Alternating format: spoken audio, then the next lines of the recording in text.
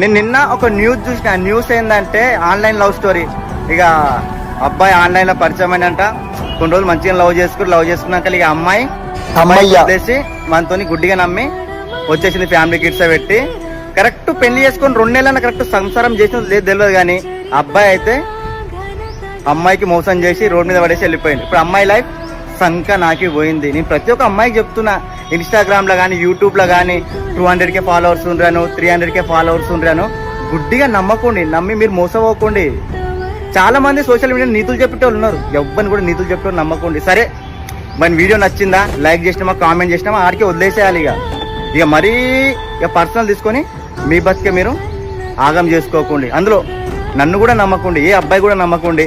ఈ ప్రపంచంలో నిజం చెప్తున్నా, కన్నా తల్లిదండ్రుల కన్నా ప్రేమ మించిన ప్రేమ ఏడ కూడా లేదు. వాళ్ళు కూడా ఆలోచిస్తారు, అరే నా కూతురు మంచి సంబంధం తీసుకురావాలి, మంచోనికి అని వాడు కూడా